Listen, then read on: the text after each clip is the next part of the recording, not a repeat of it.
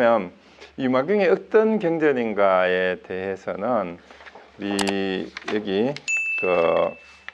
이제 번역하신 일지스님이 그 앞부분에 해설을 굉장히 잘 해놓으셨어요. 새로 쓴 유마경 입문이라 해가지고 대승불교 출범 선언서라고 이렇게 이제 해설을 하셨는데요. 이제 교재를 보면서 제가 조금 요약할 부분에 요약을 하고 이제 보충 설명할 부분 보충을 해서 그렇게 진도를 나가도록 하겠습니다. 그래서 교재가 있으니까 저도 강의하기가 조금 한결 좀 수월한 것 같아요. 그래서 여기 이제 첫 페이지 보면은 해설에 새로 쓴 유마경 입문해서 이제 그 7페이지가 되죠. 그게 한 넷째 줄에 보면은 대승불교 신앙과 사상의 인문주의적 통합력이 내재되어 있는 그 내용이라고 이렇게 이제 얘기를 해놨는데요.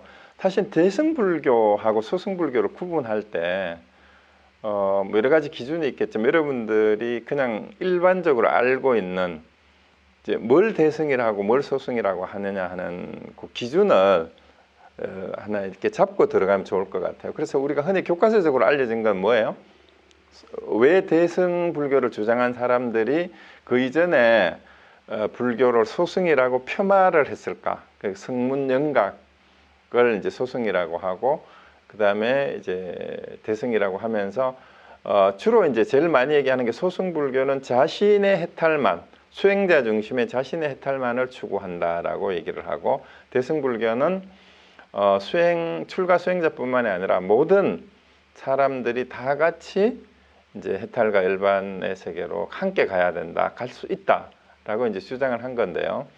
사실은 이제 그 내용을 달리 표현하면 뭐냐 하면은요, 출가 수행자뿐만이 아니라 모든 사람이 불성을 가지고 있고 또 누구나 수행을 하면은 출가를 하지 않더라도 제가에서도 해탈을 할 수 있다라는 그 가르침이고, 그게 좀 더 나아간 게 이제 승속 이력, 그러니까 승속 불이, 불이법이라는 말이 여러 가지 다 있어요. 중생과 부처가 둘이 아니고 번뇌와 지혜가 둘이 아니고, 그러니까 출가자와 제가자가 둘이 아니다라는 얘기는 다 하나다라는 그 얘기예요.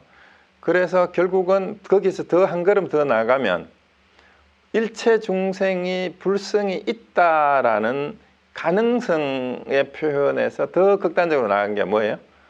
모든 중생이 본래 부처다라는 거예요. 그 대승불교의 정신을 가장 극단적으로 나타낸 게 우리 모두가 본래 부처다. 거기서 출발하는 겁니다.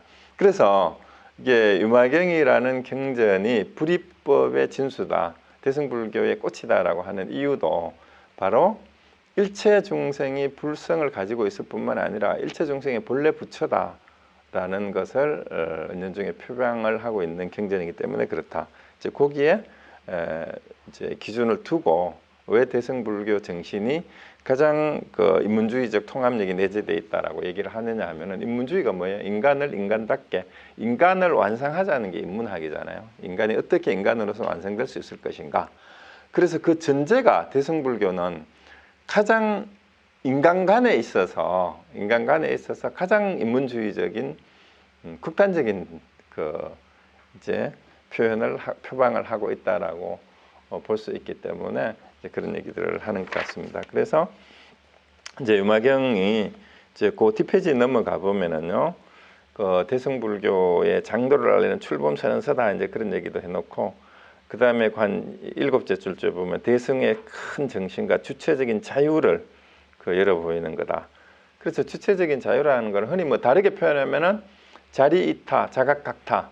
그러니까 내 자신을 이롭게 할 뿐만 아니라 남을 이롭게 하고, 내가 깨달을 뿐만 아니라 남도 깨닫게 한다라는 그런 정신이다라는 그런 얘기예요. 그리고 이것이 이제 반야부 경전이 성립한 다음에 나왔고, 그 다음에 이 유마경의 내용을 이제 앞으로 같이 보면 알겠지만 다른 경전보다 굉장히 그 이야기의 구성 자체가 굉장히 문학적이고 재미가 있어요. 그래서 이제 또 이제 유마거사하고 10대 제자하고 여러 보살들의 문답을 통해서 초기 불교 교리가 가지고 있는 한계라고 할까? 또 정형화된 어떤 교리의 틀을 완전히 벗어나서 정말 궁극적인 해탈과 자유라는 게 어떤 건가를 이제 구현해내고 있는 그런 경전이 바로 유마경이다라고 그렇게 볼 수가 있습니다. 그래서 이제 이 유마경은 나중에 법화경이나 함종뿐만이 아니라 선불교에도 굉장히 많은 영향을 미쳐요. 그리고 이제 돈교의 가르침이다라고 해서 이제 선불교하고도 직접 연결이 되는 그런 내용들이 많이 있고요. 그 다음에 이제 뒤로 넘어가 보면은 이제 10페이지에 보면 유마거사에 대한 유마라는 인간상에 대해서 얘기를 하고 있어요. 그리고 이게 이제 거사라는 말을 우리 불교에서 많이 하는데요.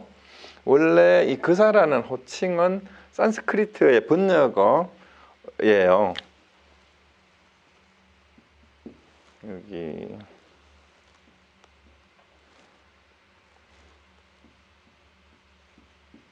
그라파티라는 말을 번역을 해서 거사라고 하는데 거사 혹은 장자라고도 번역을 해요. 이 직거자를 써서 이렇게 선비사자를 쓰기도 하고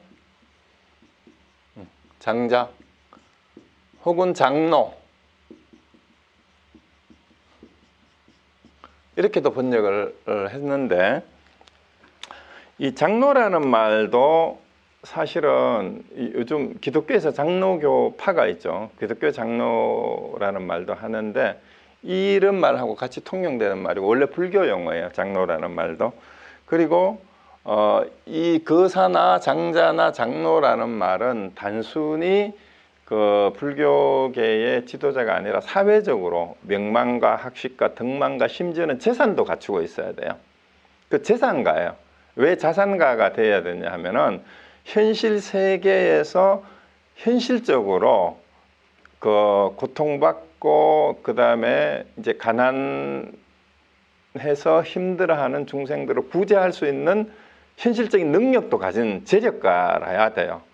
그래서 이제 기독교에서 장로도 뭐 이제 그게 좀 변질이 되긴 했지만 한국의 큰 교회는 뭐 1억을 내야 몇 억을 내야 장로가 된다라고 얘기를 하는 것도 그게 이제 나쁘게 볼 것이 아니라 그 정도의 재산을 재력을 가진 사람들이 경제적으로 어려운 사람들을 구제할 수 있는 정도의 그 능력을 갖춘 사람을 얘기를 해요. 근데 그것만 돈만 있다고 되는 게 아니라 덕망과 인품과 사회적인 지도력을 함께 갖춘 사람을 장자라고 하고 장로라고 하고 그런 사람을 거사라고 하는데 이제 거사라고 했을 때는 이제 흔히 이제 그 출가 수행자는 출가자라고 그러는데 이거하고 반대되는 말로 이제 제가라는 말을 써서 출가 수행자가 아니라 제가에 있지만 충분히 이 지도적인 인격을 갖추고 또 현실적인 사회적인 능력도 갖춘 그런 사람을 거사다라고 이렇게 얘기를 합니다. 그리고 우리나라에서는 이제 일반적으로 남자 불교 제가 신도 가운데 같이 수행과 공부를 열심히 하는 분들에게 이제 거사라는 호칭을 다 붙입니다. 그래서 남자 신도 가운데 신행을 신실히 하고 공부를 열심히 하는 분들한테 거사님이라는 호칭이 이제 가장 좋은 호칭이에요. 이제 불자들 사이에서는. 그런데 그 일반적인 불교 신도들끼리나 같이 공부하는 사람들은 뭐 도반이라는 말을 옛날에 썼는데 요즘은 법우라는 말을 많이 쓰죠. 그런데 일단 호칭은 거사라는 호칭은 지도력을 갖춘 그러니까 종교적으로 사회적인 그러니까 양면에서 모든 지도력을 갖춘 지도자가 되는 그런 사람을 거사라고 하고 장자, 장로라고 한다라는 것만 알고 계시면 됩니다. 그 이제 한국 불교에서 여성 불자들에게는 이제 보살님이라는 호칭으로 이제 이렇게 했는데 그 유래가 어디서 비롯했는지 잘 몰라요. 유독 한국 불교에서만 여자 신도들에게 보살이라는 호칭을 씁니다. 그래서 이제 정확한 근거는 아니지만 어떤 스님한테 여쭤보니까 우리 조선 시대 때 숙류 억불 정책 때문에 불교가 핍박을 받던 시절에 그래도 그 부녀자들이 끊임없이 이 절을 찾아서 불공을 드리면서 이제 불교 신도로서 더 이렇게 역할을 했기 때문에 불교가 명맥을 유지하는데 이 조선 시대의 부녀자들이 큰 역할을 해서 불교를 살아남게 한 분들이 바로 조선의 부녀 여자 신도들이라 해서 보살이라고 했다는 말도 있어요. 그러니까 어쨌거나 지금 한국 불교에서는 남자 제가 불자 수행자들은 거사, 그다음에 여자들은 보살이라는 호칭을 붙여서 이렇게 쓰고 있습니다. 그리고 이제 유마는 그 유마거사가 살았다고 하는 바이샬리라는 도시도 그때 당시에 인도에서 가장 발달했던 도시예요. 상업 도시였고, 그래서 이제 유마는 굉장한 그게 상업 자산가로 이렇게 이제 경전해서 이제 기술이 되고 있고요. 그 다음에 그 11페이지 밑에 부분에 아랫 부분에 나오는 것처럼 이 경전에서는 유마거사는 부처님의 10대 제자보다도 훨씬 법력이 뛰어난 것처럼 불도의 경지가 훨씬 높은 그런 성자로 그려지고 있고, 심지어 많은 보살들도 유마거사한테 꼼짝을 못할 정도로 굉장히 이제 불교 수행의 경지가 높은 인물로 이렇게 그려집니다. 그리고 그 12페이지에 넣은 거 보면은 아주 자유인이라는 말이 나와요. 자유인. 본보의 일상 속에서 구현하는 자유인이고, 마음의 청정과 반야를 체득하고 불가사의한 반평령으로 중생을 인도하는 대승불교의 이상적 인간상이다. 그 청정이라는 말도 그래서 이 유마거사의 그 별칭이 무구칭, 정명 이런 이름으로 한자로, 무구라는 말은 때가 없다라는 말이죠. 정명이라는 말 깨끗한 이름 이런 뜻이에요. 그리고 유마경을 정명경이라고도 합니다. 그래서 정말로 때묻지 않는 그 불구부정의 그 의미가 있다는 정명이고 무구칭이에요. 그리고 반야의 공도리를 체득한 그런 사람으로서 대승불교의 가장 이상적인 인간상으로 그려져 있는 게 바로 이제 유마라는 인간이다라는 그 얘기예요. 그리고 그 중요한 게 12페이지에 거기 셋째 줄에 있어요. 그래서 이 경전의 유마거사는 붓다의 10대 제자와 보살들을 압도하는 깨달음과 지혜로서 불도를 설하고 출가교단의 권위주의와 소승의 독선을 철저하게 비판한다.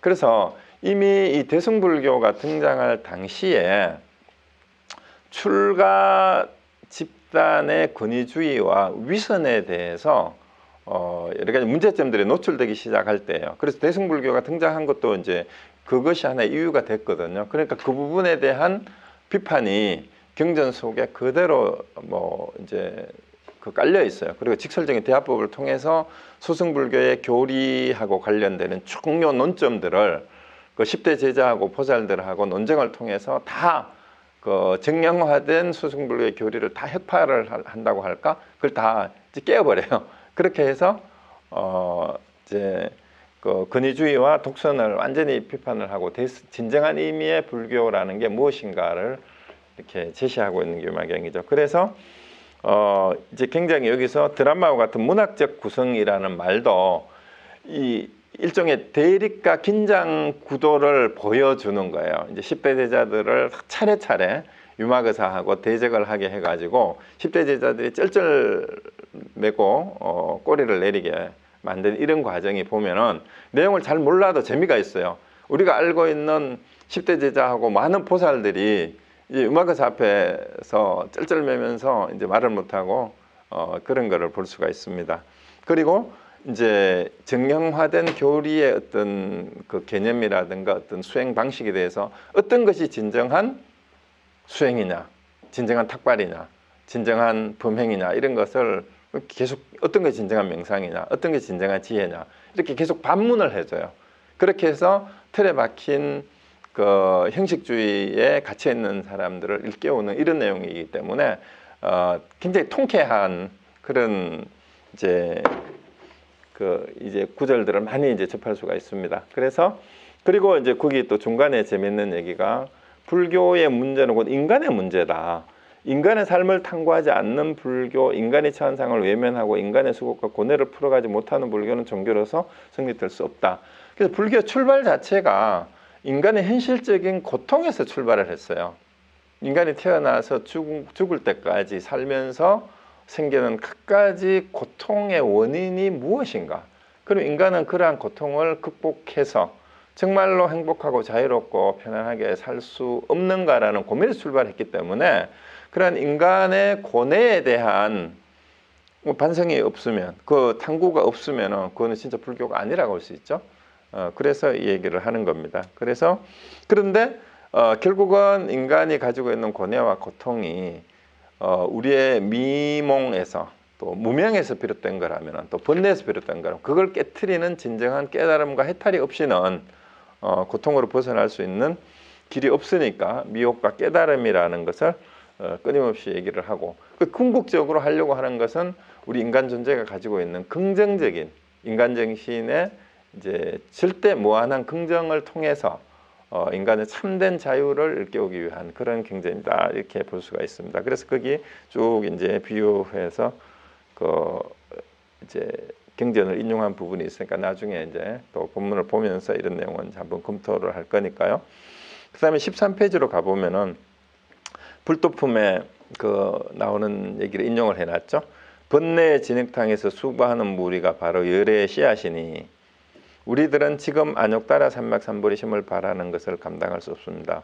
오무간의 죄를 지어서라도 오히려 능히 뜻을 발해서 불법을 일으켜야 하거늘 지금 우리들은 영원히 보리심을 바라지 못하니 마치 뿌리가 썩은 사람처럼 오욕에서 다시 이익을 얻지 못할 것입니다.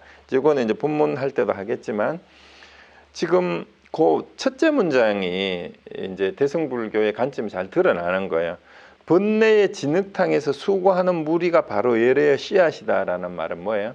지금 번뇌로 인해서 여러 가지 고민과 갈등과 고통을 받고 있지만 그러한 중생이 바로 뭐예요? 열의 씨다. 그 사람들이 곧 열애가 될 사람들이라는 거예요. 지금은 온갖 번뇌 망상으로 괴로워하고 고통받고 있지만 부처가 열애가 그들을 떠나서 따로 있는 이 사람들이 바로 열애가 될 사람들이고 부처가 될 사람들이라는 거죠. 그래서 우리들은 근데 여기서 이제 가섭은 이제 유마거사한테 꼬리를 내리는 거예요. 이게 제대로 보리심이라는 게 뭐예요? 안욕따라 삼막삼보림은 무상정등정각으로 이제 한자말로 그렇게 번역을 하잖아요. 그러니까 위 없고 견줄 데가 없는 최고의 깨달음이란 뜻이에요. 지혜의 그 마음을 감당하기가 지금은 힘들지만 그런데 그 마음을 내는 데에는 오무간죄를 짓더라도 그 보리심을 발해야 되는데 지금 그걸 제대로 못하고 있다라는 그 얘기예요. 그래서 이제 보리심을 제대로 못 내기 때문에 제대로 수행을 못하고 있다라는 그 말을 하는 거예요. 근데 여기서 하는 얘기가 곧 오무간죄를 짓더라도 보리심을 발해야 된다라는 이 말이 굉장히 역설이잖아요. 오무간죄라는 건 혹시 들어보셨어요? 아비지옥이라는 말은 들어봤죠? 아비지옥 혹은 아비규환이라는 말 들어보셨어요? 이 지옥의 이름이에요. 아비지옥이 따로 있고 규환지옥이 따로 있어요. 그래서 아비규환이라는 말은 이제 원래 아비치라는 이제 무관이라는 뜻인데 제가 이거 자료를 가지고 쉐어를 잠깐 할게요. 스크린 보입니까? 네.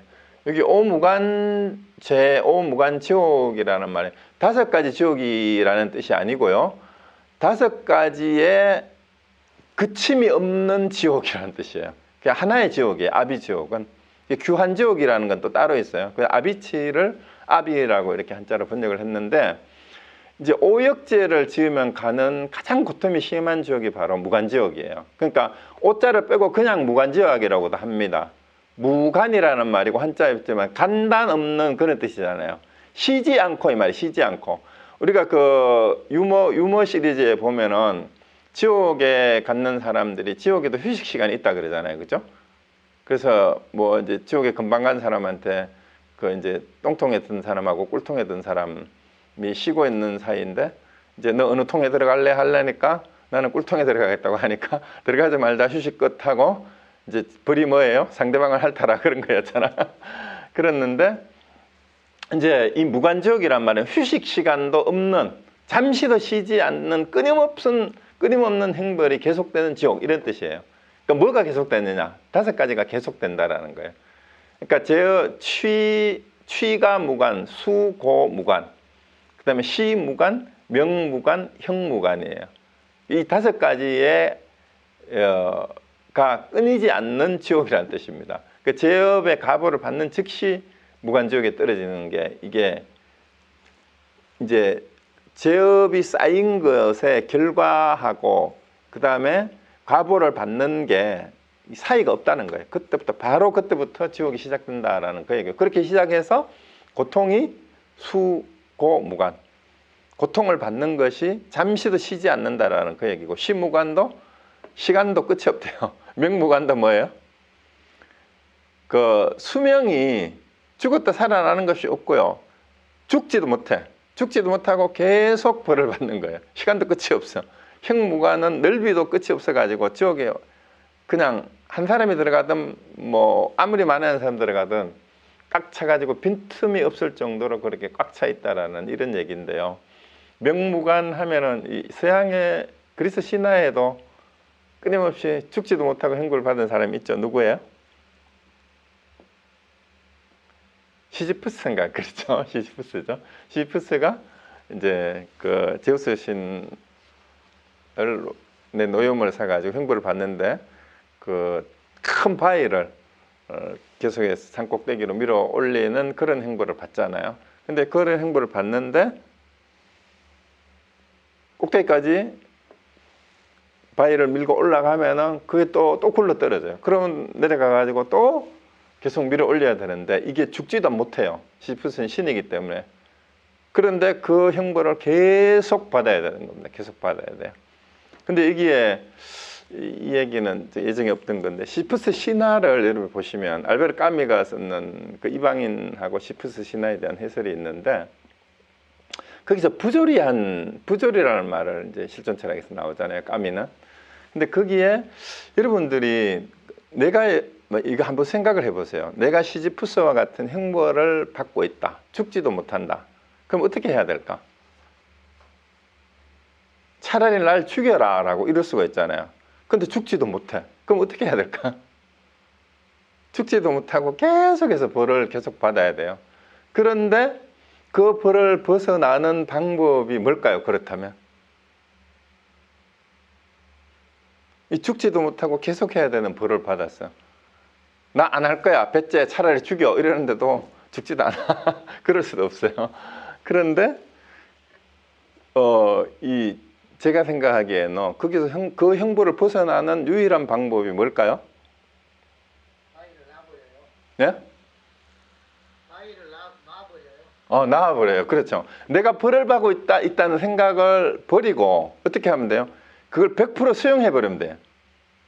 100% 수용하고 그걸 즐기면 됩니다. 즐기면 돼요. 그러면은 벌을 준 사람 입장에서는 뭐예요? 벌을 준 이유는 요놈이 고통을 받으라고 그렇게 벌을 줬는데 그걸 즐기고 있으면 벌을 준 사람이 재미가 없을 거 아니야. 그럼 그만해 그럴 거 아니야. 그래서 그냥 바위를 밀어 올리는 게임을 하고 있다라고 생각하고, 여기는 무관이 잠시도 쉬지 않는다 그러는데 바위가 굴러 내려올 때까지는 또 쉴 수가 있잖아.